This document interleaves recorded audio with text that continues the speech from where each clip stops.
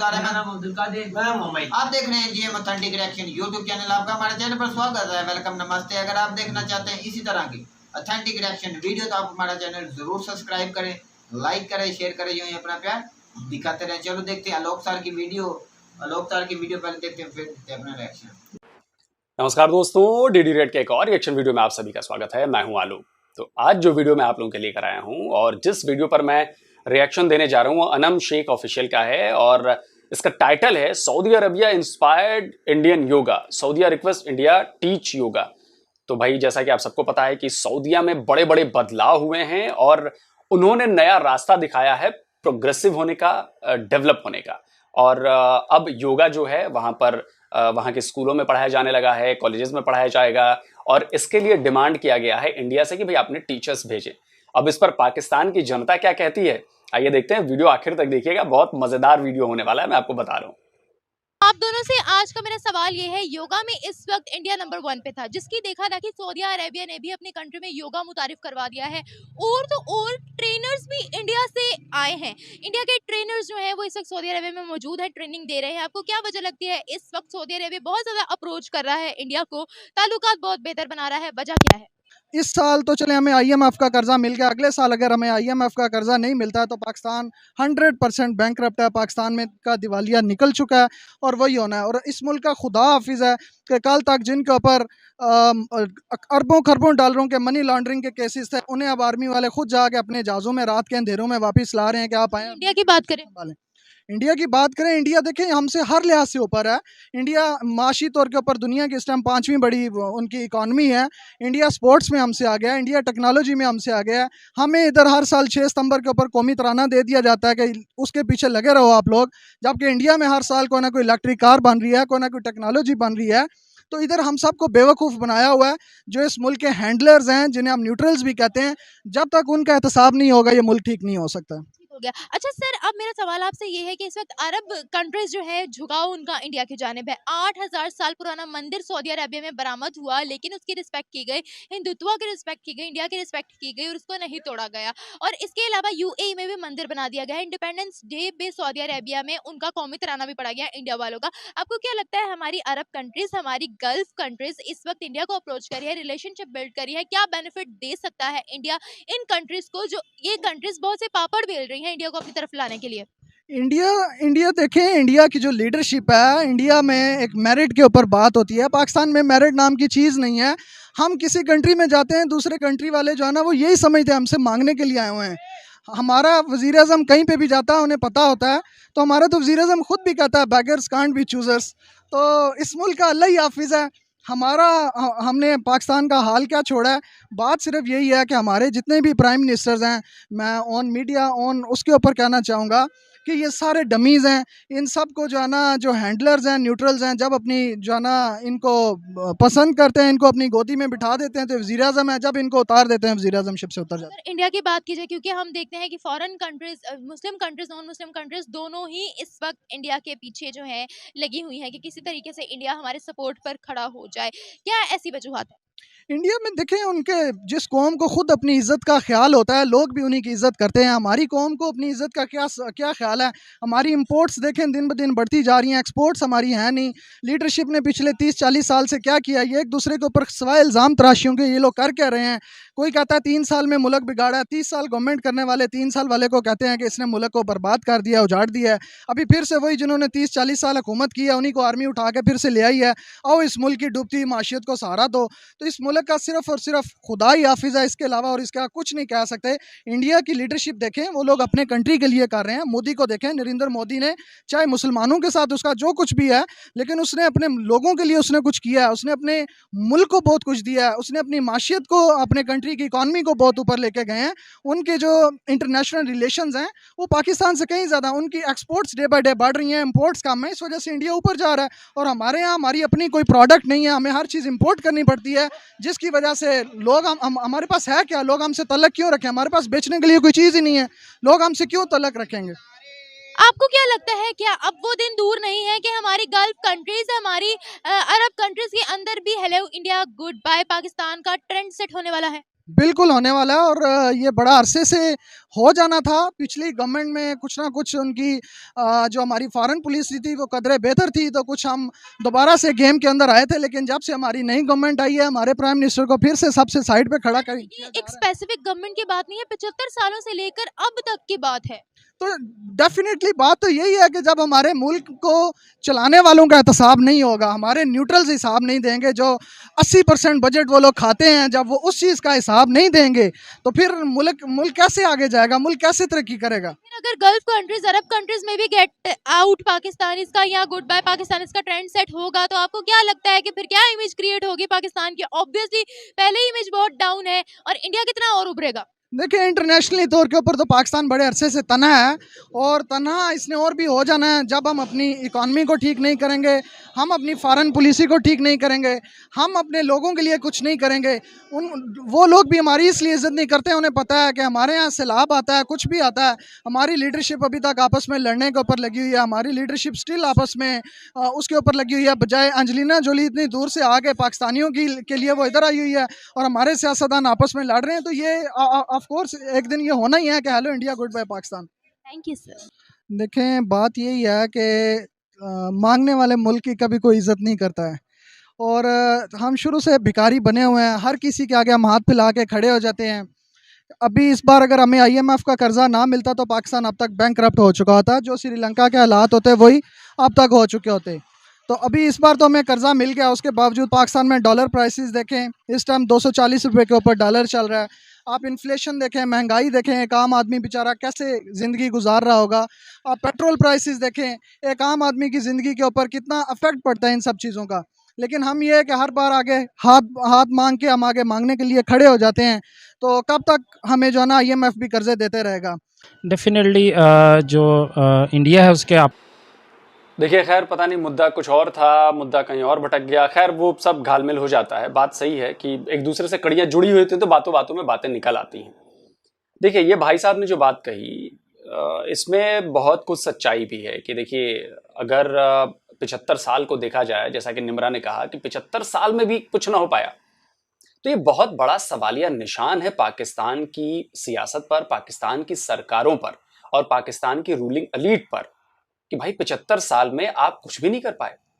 मतलब जो हालत 75 साल पहले थी उससे भी आप नीचे जा चुके हो और अभी तक आपको ये बात समझ में नहीं आ रही है कि आपको क्या करना चाहिए। इट मीन्स कि या तो आपको कुछ आइडिया ही नहीं है कि मुल्क कैसे चलाया जाता है।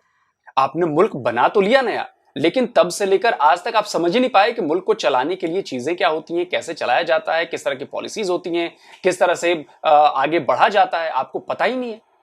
मतलब मैं आज एक नॉर्मल गाड़ी चलाता हूं और कल को एकाएक मुझे फेरारी दे दी जाए तो मैं नहीं चला पाऊंगा बॉस, क्योंकि मुझे नहीं पता कि फेरारी कैसे चलती है। हाँ, अगर मुझे एक्सपीरियंस होता कि जी फेरारी में गियर्स ऐसे होते हैं, फेरारी ऐसे चलाई जाती है, उसका ये सिस्टम है, तब मैं धीरे धीरे करके मुझे उसका एक्सपीरियंस होगा, तब जाकर मैं धीरे धीरे करके फेरारी चला पाऊंगा। तो पाकिस्तान के साथ यही हुआ। पाकिस्तान ने मुल्क तो अपना बना लिया नया, मुल्क तो ले लिया अपना नया, लेकिन मुल्क कैसे चलते हैं, एज ए कौम कैसे एक साथ एकजुट होकर काम किया जाता है, ये उनको पता ही नहीं था।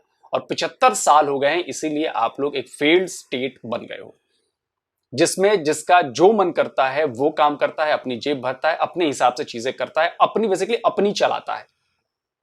वैसे ज्यादातर तो सेना का चल रहा है, जिधर वो भाई साहब इशारा कर रहे थे। चलिए आगे देखते हैं। अपने उसमें बहुत सारे प्रॉस्पेक्ट्स होते हैं, उनके अपने बेनिफिट्स होते हैं। और ज़ाहिर बात है कि हम एक मुस्लिम कंट्री हैं और सऊदीया जो है एक मुस्लिम कंट्री है, और वो ज़ाहिर बात है दुनिया के अंदर जो है वो इस चीज़ को आगे लेके जाना चाहते हैं, क्योंकि इस्लाम से और दीन से दूर किया जाए। और जिस तरीके से आस्ता आस्ता ये पेंट्रेट हुए हैं, पहले यूएई के अंदर पेंट्रेट हुए हैं, फिर उस तरीके से दूसरे कंट्रीज़ के अंदर। कौन चाहते हैं इस्लाम से दूर हो? सारी बात है कि जो एनिमी होंगे, जो इस्लाम के यानी कि जो क्रॉस होंगे, वो चाहते हैं। सर मेरी बात सुने, कोई भी किसी को कैसे दूर कर सकता है? हमारा ईमान तो मजबूत है ना। और अगर बात यहाँ पे हो रही है बिजनेस की, ट्रेड की, तो आप मुझे ये बताएं, क्या बिजनेस करना अपने मजहब से दूर होना होता है? फिर तो ये बात आ गई कि हमारा अपना ही ईमान कमजोर है। नहीं जी, बिल्कुल बिल्कुल सही बात है। कैसे कोई जबरदस्ती कर सकता है? आपको इतना डर क्यों लग रहा है कि जी इस्लाम के खिलाफ है? कहां इस्लाम के खिलाफ है भाई? अगर वो संबंध बढ़ा रहे हैं आपस में तो ये इस्लाम के खिलाफ बात हो गई। अगर वो ट्रेड कर रहे हैं, वो बेहतरी के लिए काम कर रहे हैं, अपने लोगों के लिए काम कर रहे हैं, तो उससे इस्लाम खतरे में पड़ गया। इतना कमजोर धर्म है क्या इस्लाम? इतना कमजोर मजहब है कि हर चीज से वो घबरा जाता है? और जहां पर सऊदी अरब, जहां पर इस्लाम पैदा हुआ, वहां पर ऐसा हो रहा है, तो आपको लगता है कि वहां पर और कमजोर हो गए हैं? पता नहीं यार, मतलब मुझे नहीं पता कि आप लोग ये कैसे ये सोच भी लेते हो, कैसे सोच लेते हो। एज ए हिंदू मैं ये कह रहा हूं, बीइंग ए हिंदू, जैसा कि अक्सर पाकिस्तानी कहते हैं, मुझे बिल्कुल ऐसा नहीं लगता। कोई मुझे ऐसे, आप कुछ भी कर लो यार, ठीक है यार, हमें कमजोर नहीं कर सकता कोई ऐसे। हम खुद जब तक कमजोर नहीं होंगे, नहीं होंगे। आप समझिए इस बात को। फाइनली ये जो चीज़ें होती हैं, ये जो प्लानिंग्स होती हैं, इतनी शॉर्ट टर्म में नहीं होती, एक लंबी प्लानिंग्स होती हैं, उसके ऊपर पीछे जो है चीज़ों को लेके जाया जाता है और आस्ता आस्ता चीज़ें जो है ये की जाती हैं ताकि इनको मज़हब से दूर किया जाए और इनको वीक किया जाए। और ये आज से नहीं है, ये सालों साल से चीज़ें चलती आ रही हैं। और जितने भी दूसरे कंट्रीज़ हैं जिसको यानी कि हम कहें कि एंटी अमेरिका कह लें, ज़ाहिर बात ये एक ही इंडिया, एंटी अमेरिका, इसराइल और ये जो जितने भी हैं, वो सारी बात है कि इस्लाम से आपको दूर डायरेक्टली नहीं कर सकते। सर आप मुझे एक बात बताएं, क्या इनका सिर्फ एक यही प्रोपेगेंडा रह गया कि हम लोगों ने मुसलमानों को टारगेट करना है? एक मिनट में आप देखें, अब पाकिस्तान एक मुस्लिम कंट्री है, ठीक है, जिसको अब अमेरिका तक नहीं पूछ रहा, जिसका दोस्त अपना भी जो है वो दूर हो चुका है। आप कैसे कह सकते हैं कि उनका सिर्फ, उनको अपनी कंट्री का कोई काम नहीं है, उनको अपनी ट्रेड से कोई काम नहीं, उनको अपने बिजनेस से कोई काम नहीं है, सिर्फ उनको यही काम है कि मुसलमानों को उनका इस्लाम जो है वो कैसे छुड़वाया जाए? आप मुझे ये बताएं, इस वक्त अरब कंट्रीज खुद इंडिया को अप्रोच कर रही है, क्या वो खुद चाहती है कि हमारा जो है वो मजहब दूर हो जाए, या इसमें बिजनेस पॉइंट ऑफ व्यू से ही हमें देखना चाहिए? हम लोग हर चीज़ में नेगेटिविटी क्यों ढूंढते हैं? क्या यही वजह है कि आज हमें कोई इंटरनेशनल मार्केट में इन्वेस्टर आ ही नहीं रहा हमारी तरफ? नहीं, इस तरीके से नहीं है और ये ऐसा नहीं है। आप सिर्फ इसको इस्लाम से दूर देखते हैं, आप बिजनेस पॉइंट ऑफ व्यू से बात नहीं करते? बिजनेस पॉइंट ऑफ लिहाज से अगर उस चीज़ को बात किया जाए तो बहुत सारी अपॉर्चुनिटीज़ जो हैं वो मुस्लिम कंट्रीज़ के अंदर भी हैं। ऐसा नहीं है कि मुस्लिम कंट्री के अंदर अपॉर्चुनिटी बिजनेस ट्रेड नहीं है, लेकिन हमारे जो रिलेशनशिप है और हमारी जो बेनिफिट्स हैं वो इन कंट्रीज़ के साथ ज़्यादा होते हैं जो ना, ठीक है। और क्योंकि हम बिजनेस से क्योंकि उनके ऑब्जेक्टिव और हैं और हमारे ऑब्जेक्टिव डिफरेंट है, और वो अपने ऑब्जेक्टिव को अचीव करते हैं डिफरेंट तरीके से जो ना। तो किसी के साथ बिजनेस करना डजंट मीन कि आप उसके कल्चर में जा रहे हो, आप उसके रिलीजन में जा रहे हो। बिजनेस तो बिजनेस होता है। बिल्कुल, बिजनेस बिजनेस ही होता है और हम नहीं कहते कि बिजनेस है, लेकिन उसके पीछे जो कुछ ऑब्जेक्टिव होते हैं वो उस तरीके से करके उसको मनवाते हैं बस। अच्छा, अब सवाल निम्रा छोड़ दीजिए, इनको बात समझ में नहीं आएगी, इनको फैक्ट्स समझ में नहीं आएंगे। आप समझ रही है, ये माइंडसेट है, ये वो मदरसे वाला माइंडसेट है जो इनके जहन में घुसा के बंद कर दिया गया है कि जो नॉन मुस्लिम है वो काफिर हैं, तुम्हारे दुश्मन हैं, यहूदी तुम्हारे खिलाफ साजिश करता है, हिंदू तुम्हारे खिलाफ साजिश करता है, सिख तुम्हारा सबसे बड़ा दुश्मन है, ईसाई जो है वो भी बड़े दुश्मन है, और सारी दुनिया मिलकर मुसलमानों के खिलाफ है। अगर मुसलमानों के खिलाफ होती जनाब तो इस समय सेकंड मोस्ट पॉपुलस रिलीजन है। आप इसको कैसे नजरअंदाज कर रहे हो यार? जो दुनिया का दूसरा सबसे बड़ा संख्या में देखा जाए तो रिलीजन है, आप कह रहे हो कि जी वो डर जाता है, वो डरा हुआ है और उसके खिलाफ साजिश हो रही है। कमाल की बात करते हो यार आप लोग, कोई लॉजिकल बात तो करो। आपको लगता है कि अगर सऊदी में मंदिर बन गया, यूएई में मंदिर बन गया तो इस्लाम खतरे में पड़ गया? इतना कमजोर है क्या आपका इस्लाम? मुझे नहीं लगता कि इतना कमजोर है इस्लाम।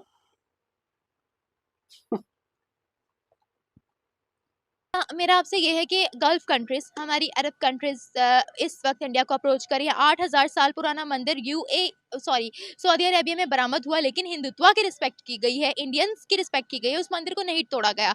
यूएई में भी मंदिर बना दिया गया है, इंडिपेंडेंस डे पे कौमी तराना पड़ा गया है सऊदी अरेबिया में इंडिया का। तो आपको क्या लगता है कि इस वक्त जो रिलेशनशिप बिल्ड किए जा रहे हैं इंडिया के साथ, हमारी मुस्लिम कंट्रीज के, गल्फ कंट्रीज के, आपको क्या लगता है कि क्या बेनिफिट देने वाला है इंडिया इन कंट्रीज को? कितना फायदा होने वाला है?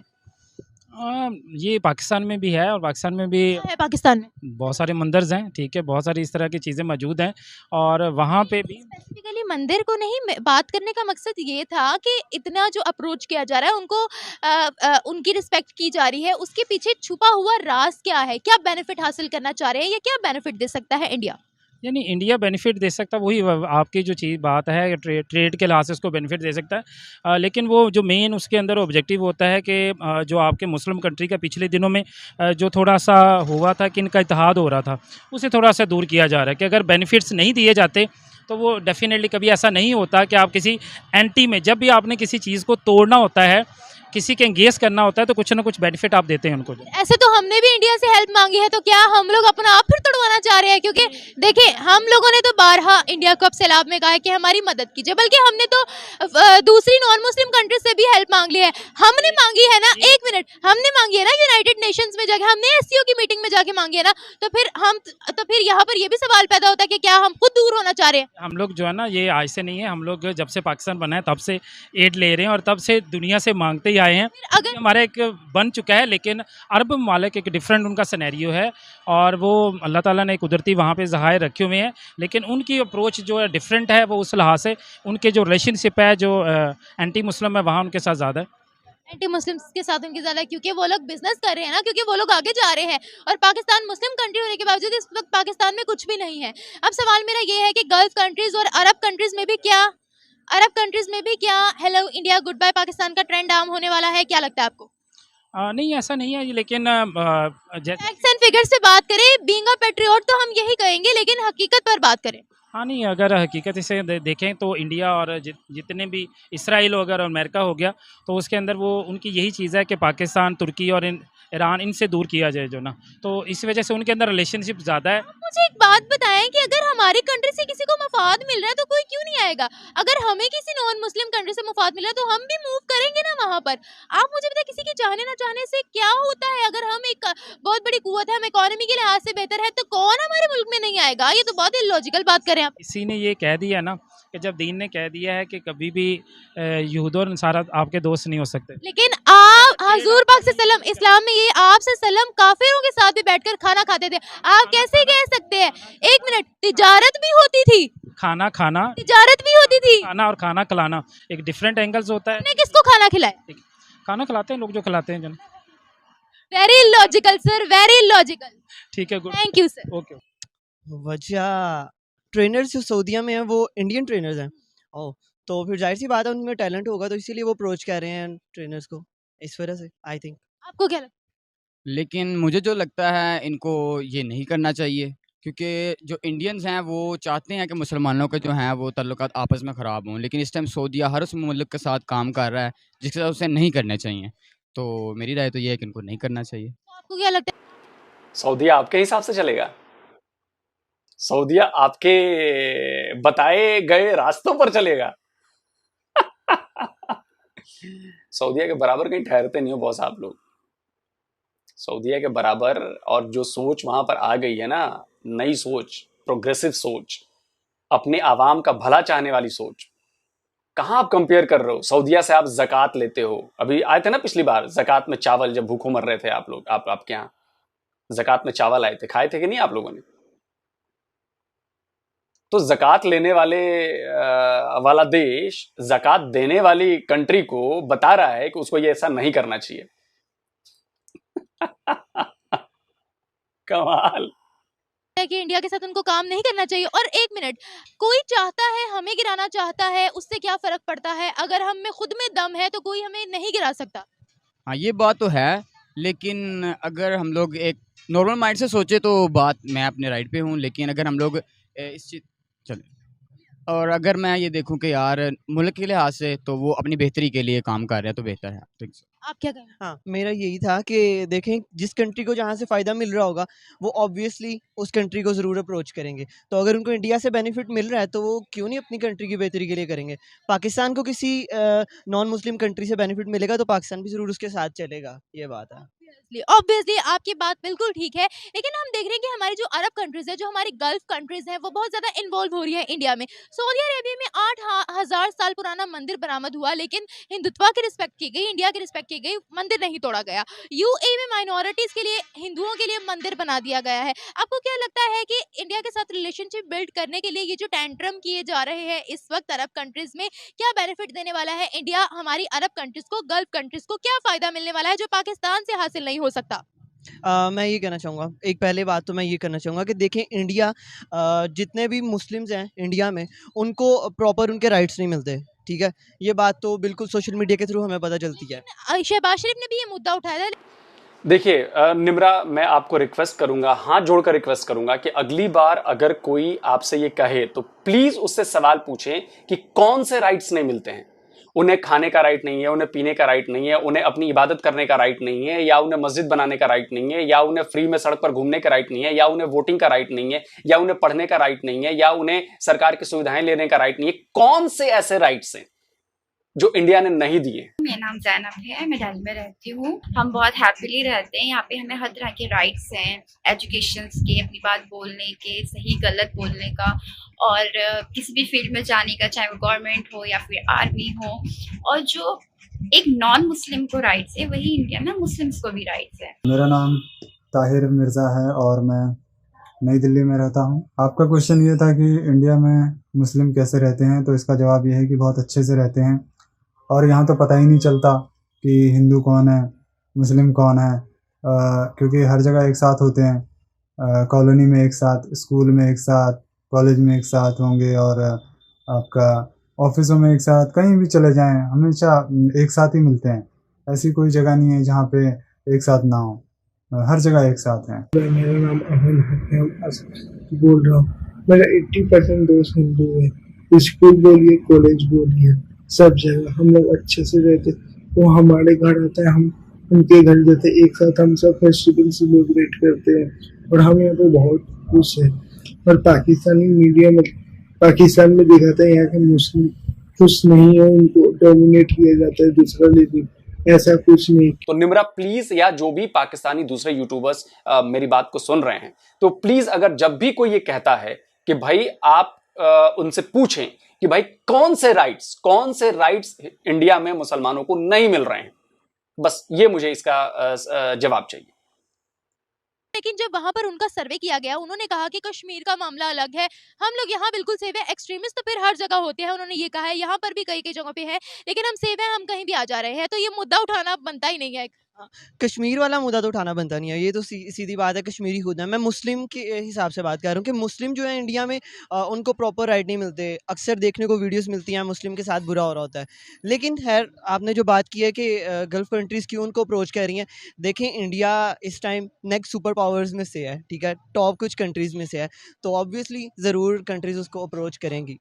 आपको क्या लगता है? जैसे इसने बात किया है, इसकी बात मोस्टली जो है राइट थी, दम था इसकी बात में कि वो इसीलिए कर रहे अप्रोच, क्योंकि हर मुल्क जिस तरह इसने बात की कि तरक्की चाहता है अपनी, तो वो उसके लिए हर मुमकिन कोशिश करेगा कि जिससे उसे फ़ायदा हासिल हो। हर मुल्क अपनी फ़ायदे के लिए ही काम कर रहा है। फ़ायदा होगा तो वो तरक्की करेगा, नहीं होगा तो नहीं। पांचवी बड़ी कुवत है, यूके को बीट कर दिया है इंडिया ने, तो फिर हमारी जो मुस्लिम कंट्रीज उनकी तरफ रुझान कर रही हैं, ना सिर्फ मुस्लिम कंट्रीज भी बल्कि नॉन मुस्लिम कंट्रीज भी उनकी तरफ जा रही हैं। चाइना को ही आप देख लें, चाइना ने हमें छोड़कर उनकी तरफ रास्ता अपना लिया है। तो आपको क्या लगता है कितना बेनिफिट इनको हासिल होने वाला है इंडिया से ट्रेड में या ताल्लुकात कायम करके? देखें, जैसे आपने बताया यूके को बीट कर चुकी है इंडिया, तो फिर ऑब्वियसली बहुत फ़ायदा मिलने वाला है। और चाइना की बात है, चाइना ने तो पाकिस्तान को जब भी यूज़ किया अपने मतलब के लिए किया है। जो भी उन्होंने प्रोजेक्ट्स पाकिस्तान में बनाए हैं, सारा उनका अपना बेनिफिट है उसमें, इसलिए तो। और जो कंट्रीज़ इंडिया के साथ मुआहदे कर रहे हैं, वो तो ऑब्वियसली बहुत फ़ायदे में जाने वाले हैं। आप क्या कहेंगे? नहीं, आपकी इस बात पे थोड़ा-सा मैं बोलूँगा कि चाइना ने अगर किया है तो देखो, हमारे मुल्क में फॉर एग्ज़ाम्पल जैसे ऑरेंज ट्रेन का एक था, उन्होंने वो तैयार करवाई। अब हमारे मुल्क के जो हमारा मुल्क है, वहाँ इसमें इस तरह की जो चीज़ है वो नहीं आ सकती थी। अगर ये तरह की चीज़ फॉर एग्ज़ाम्पल जैसे ऑरेंज ट्रेन उन्होंने बनाई इधर, ये पिछले कई सालों से चल रहा था, लेकिन जैसे ये चाइना के पास मुआहदा गया तो इसको होने में तकरीबन माह भी नहीं लगा, 2 माह लगी हैं, तो ये सारा मसला हल हो गया। चाइना ने हर मुमकिन कोशिश की है, हमारे साथ मदद भी की है, लेकिन चाइना भी फिर वही आ गया ना कि जहाँ पे उसको फ़ायदा नज़र आएगा वो ऑब्वियसली उसी साइड पे जाएगा। तो आई थिंक हमारी अपनी भी तो गलतियां हैं। देखिए, डे 1 से चाइना हम पर पैसे लगाता रहा है, और आगे से हमने क्या रिजल्ट शो किया है?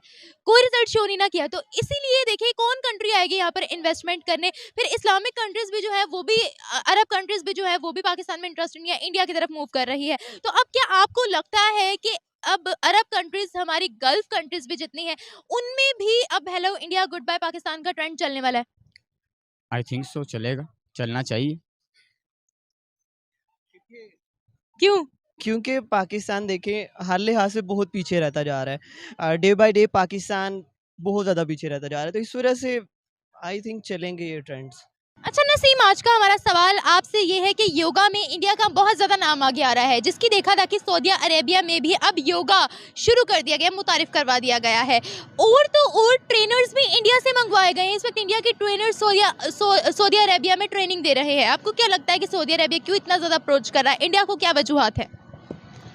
नहीं देखें, आपका जो क्वेश्चन है ना, ये तो देखें, ये तो हेल्थ वाली बात है ना, हेल्थ इज़ वेल्थ, ठीक है।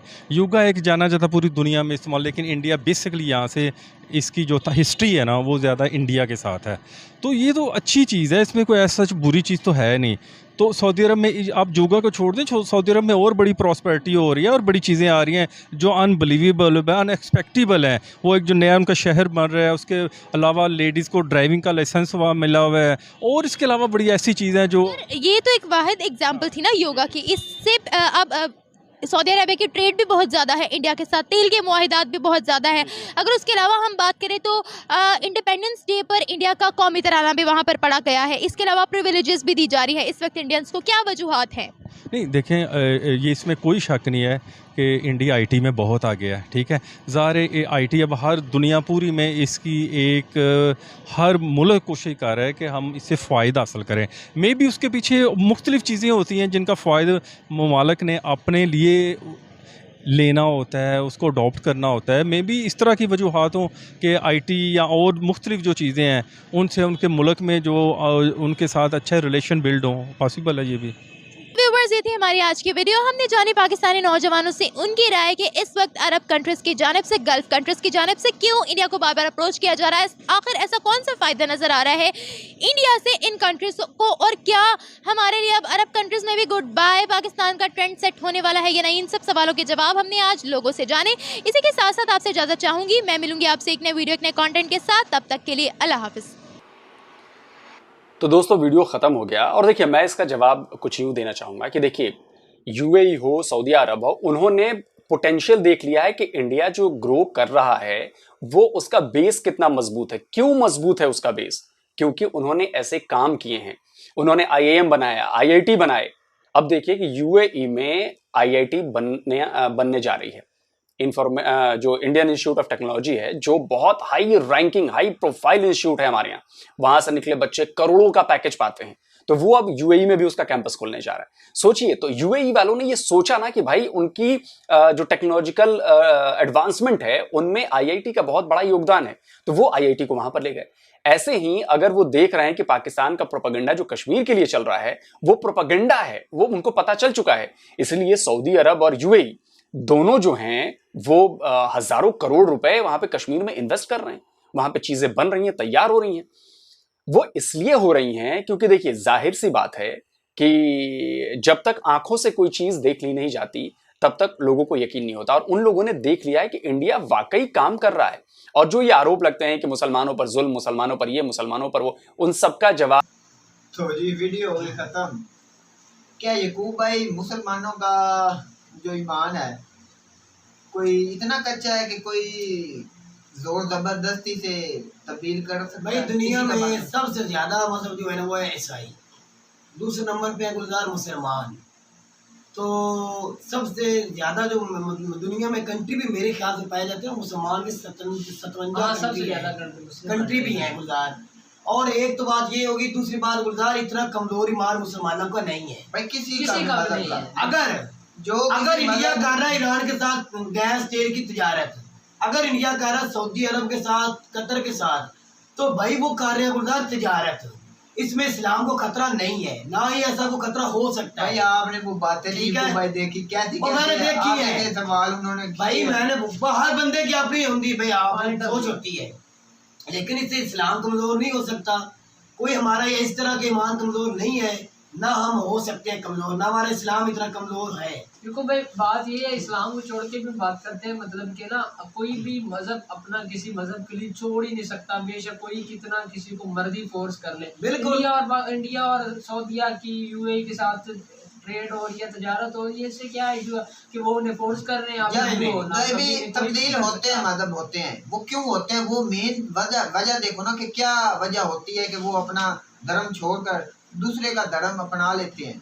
वो दूसरे का इखलाक देखते हैं, भाई उसका अच्छा रहन-सहन देखते हैं, प्यार, मोहब्बत, उसका रहन-सहन। माहौल देखते हैं, वो क्या दूसरों इंसानों जब के अगर साथ दिल करता है। मानता है, दिल मान एक जाता है, इंसान तब भी किसी को होता है। कत्ल करता है, किसी को मारता है, पीटता है, उसके पास कुछ भी नहीं है, वो इम्प्रेस ही नहीं कर सकता दूसरे इंसान को, वो कैसे मजहब तब्दील कर सकता है?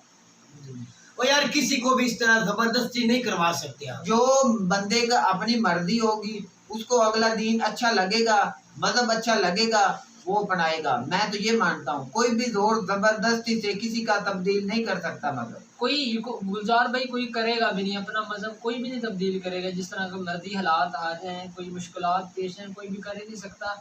कि वीडियो की तरफ करें अनम शेख, वीडियो का टॉपिक और था, वो बिल्कुल टॉपिक था योगा के बारे में, बिल्कुल। जो सऊदी अरब में योगा के बारे में टॉपिक था, लेकिन थोड़ा से जिसे आलोक सर बता अवाम रहे थोड़ी सी थे ना हमारी जो पाकिस्तानी अवाम हाइपर हुई थी अपनी गवर्नमेंट के ऊपर, तो योगा के बारे में शुरुआत के जो भाई साहब थे वो तो पाकिस्तान के, उसने क्या एक लफ्ज भी झूठ बोला है, बहुत अच्छे एक लफ्ज उसने झूठ भाई जो बोला। तंग हुए होते हैं ना आदमी अपनी हुकूमत से, बिल्कुल। और ऐसे इंसान आपको लाखों नहीं करोड़ों में मिले। भाई आप आवाम में शऊर आ गया है, आवाम चेंज हो गई है और होना चाह रही है भाई। तो हर आदमी, अब मैं आलोक सर से बात करता हूँ, हर आदमी आपको मिलेगा जो इंडिया की तारीफ करता है, वीडियो देखता है, इंडिया तरक्की कर रहा है, हर आदमी को नजर आ रहा है कि इंडिया तरक्की कर रहा है। जो भी और हम तरक्की करेगी जा रहे हैं, उसकी ही करें। क्या चाइना की तरक्की नहीं, क्या जापान की तरक्की नहीं, क्या रशिया की तरक्की नहीं, क्या सऊदी अरब कतर की तरक्की नहीं,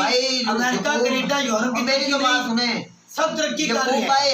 हर मुल्क तरक्की कर रहा है, हम तरक्की के बजाय नीचे आ रहे हैं और हमारी आवाम तंग हो चुकी, वो इन सियासतदानों से। तो ये आवाम जागेगी, इसमें शऊर आएगा तो अच्छा लीडर आएगा। आवाम साथ देगी, गवर्नमेंट का अच्छा लीडर चॉइस करेगी, अच्छा लीडर लेके आएंगे तो कुछ चेंजिंग आएगी ना।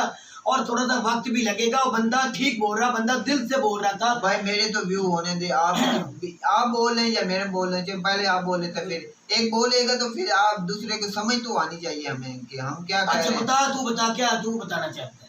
अब मेरी तो समझ से बाहर हो चुका, बीच में काट दिया, मैं तो क्या बात कर रहा था। आप वही तो बात कर रहे हैं, क्या एक जो बात हम कर रहे हैं, टॉपिक कर रहे हैं, वो खत्म हो जाएगा, उसके बाद आपकी भी समझ आएगी और मेरी भी समझ आएगी, तो अच्छा होगा। तो हमारी जो आवाम है हमारे सियासतदानों से तंग आ चुकी है, वो सारे वर्ल्ड को देख रही है कि पूरा वर्ल्ड इस वक्त तरक्की की राह पर चला हुआ है, हम नीचे से नीचे जा रहे हैं, और हमें भी सोचते चाहिए, हमें भी ये गरीबी की जिंदगी नहीं चाहिए। तुझे चाहिए, तंग हो चुके हैं तुझे भाई कुछ भी नहीं चाहिए। कैसे? मैं तुझे बता सकता हूँ, मैं तुझे 2 बार वीडियो में पहले भी बोल चुका हूँ। अच्छा। और होना भी इस तरह ही है। कैसे? अब एक MNA मियां फरूक उसका नाम है। अच्छा। हमारे यहाँ गवाड़ में रहता, नजदीक ही यानी कि अब वो आने वाला है, क्योंकि इलेक्शन अनाउंस होने वाले हैं। मैं तुझे वीडियो में प्रूफ के साथ दिखाऊंगा, मैं वीडियो बनाऊंगा और दिखाऊंगा, इधर ही दिखाऊंगा गुलजार भाई के, हाँ ही दिखा दूंगा। अच्छा। हमारे गांव में वो दोबारा आएंगे, वो नवाज शरीफ की पार्टी के। अच्छा, मैं आपका सवाल, आपके सवाल, वो बंदा आएगा, वो बंदा इधर आएगा, हमारे गांव से उसको सपोर्ट करने वाले नहीं होंगे, नहीं होंगे। अगर वो आपकी जो सवाल खत्म होगा तो फिर मैं बात करूँ। हाँ खत्म। मेरा कहने का इतना मतलब है, चेंज खुद ही नहीं होना चाहते हम। अब तो हम इमरान खान को देख रहे हैं, महंगाई है, ये है, वो है, ये लीडर अच्छे नहीं, ये मरियम वापस बहर लंदन चली गई, सामदार इधर आ गया, अब नवाज शरीफ भी आने वाला। ठीक है, हकीकत बात है। लाने वाला कौन है? आर्मी और सुप्रीम कोर्ट। कहना किसका है? अमेरिका का।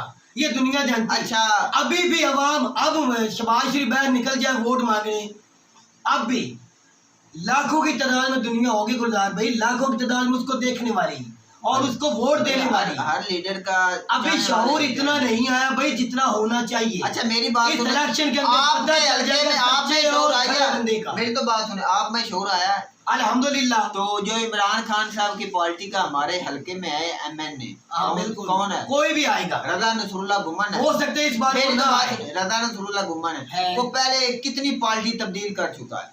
बिल्कुल। कभी आपने पूछा है? बिल्कुल कर चुका है। आपने कितनी पार्टी तब्दील की है? जब एक अच्छा टीचर होता है ना मेरा भाई, अच्छा टीचर, वो नलायक से नलायक बच्चे को भी अगर वो अच्छे तरीके से समझाएगा, पढ़ाएगा ना, भाई वो भी समझ जो जाता ये है। सिस्टम है ओ नहीं भाई, ये कभी नहीं तब्दील होगा। और ना मेरा जो भाई चढ़ते सूरज को हर ना मेरा भाई ऐसा वो कुछ नहीं। मिसाल वो अब ऐसे नुकता है नहीं रहा। चढ़ते सूरज मेरे को भाई सुन अब मेरी बात, कितने बंदे चेंज हुए? चढ़ते सूरज को सलाम है। जो मैंने होता है, जो पार्टी आती है कि जी इसकी हुकूमत आने लगती है, उसमें वो चले जाते हैं। जैसे इमरान खान साहब की पार्टी में कई आए हैं। अच्छा एक मिनट, और वो हालिया हमें लोटे मिले नहीं है। कादर भाई 17 करोड़ रुपए लेकर उन्होंने कादर भाई एक मिनट चढ़ते सूरज को सलाम है, गुलार बोल रहा है, ऐसी बात है। अब तू देख 25 करोड़ एक एमएनए को मिला है, नहीं मिला तो सबूत है मेरे पास। एक एमपी को 17 करोड़ मिला है लाहौर के अंदर, नहीं मिला तो सबूत है मेरे पास। उस वक्त ये गुम्मन रजा नसरुल्लाह गुम्मन नहीं चेंज हुआ, इसके साथ वाले 25 से 30 एमएनए चेंज हुए कि नहीं हुए? कादर भाई हुए है ना। ये बंदा क्यों नहीं चेंज हुआ? इसका ये मतलब है कि ये अब चेंज नहीं होना चाहता, इसमें तब्दीली आ गई, इसमें शऊर आ गया। अब ये चाहता है मैं एक अच्छी सोच लेकर एक अच्छे लीडर के साथ चलना चाहता हूँ।